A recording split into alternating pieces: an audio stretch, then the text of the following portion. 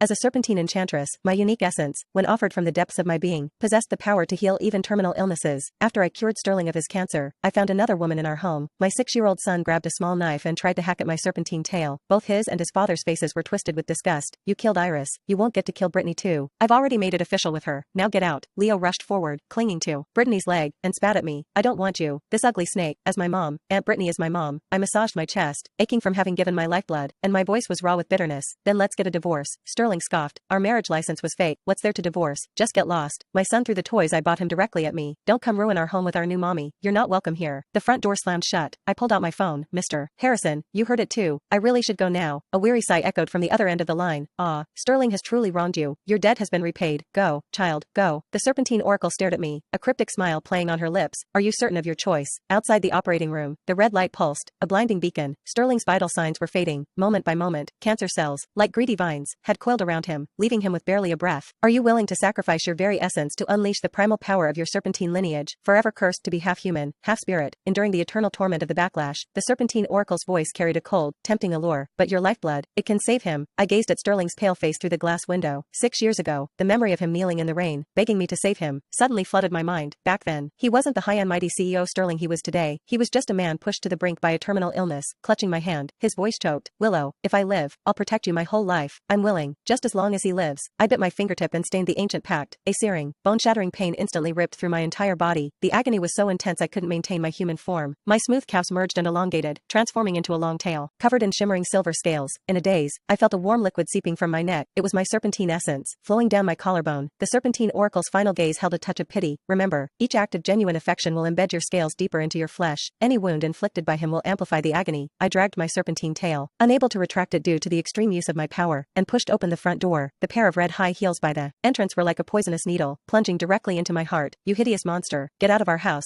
My 6-year-old son, Leo, wielding a small knife, lunged at me, his face contorted with hatred. You killed Aunt Iris, and now you want to kill my mommy Brittany too, over my dead body. I never imagined my own flesh and blood would attack me. I was too slow to dodge, frozen in place, until a sharp pain from my tail jolted me back to awareness. Oh, Leo, be careful. Don't let this thing that's neither human nor beast hurt you. Brittany pretended to reach out, seemingly to pull Leo away, but her fingers subtly pressed the small knife another half-inch deeper into my scales. I had spent the entire night healing Sterling, exhausting most of my essence. This scene before me now made me feel utterly desolate. The herbal soup I'd woken up at 5 in the morning to brew was still on the coffee table. It was a special concoction, made with my lifeblood and a rare serpentine extract, meant to nourish Sterling. Its fragrant aroma still lingered in the air. Who told you to come back, you murderer? How dare you show your face and dirty Brittany's eyes? Sterling tenderly pulled Brittany into his arms. The blood-red gem around her neck seemed to pulse like an unstemmed gush of lifeblood. Sterling had bought it at an auction last year, claiming it was for his most precious person. Brittany feigned weakness, shrinking into Sterling's embrace, her dress seemingly accidentally sweeping across the coffee table, deliberately knocking over the herbal pot. Oh, my dress. My dear Cole specifically custom-made this for me. Sister, if you want it, I can let you have it. Amidst the shattering sound of the pot, I heard the faint crack of my own scales. My lifeblood being so carelessly wasted felt like a blunt knife twisting repeatedly in my chest. Sterling's gaze pierced me like an ice pick. You trashy, low-class creature, always resorting to dirty tricks. Get down on your knees and clean this up for Brittany. Leo kicked me hard, spitting at me repeatedly. Big bad monster,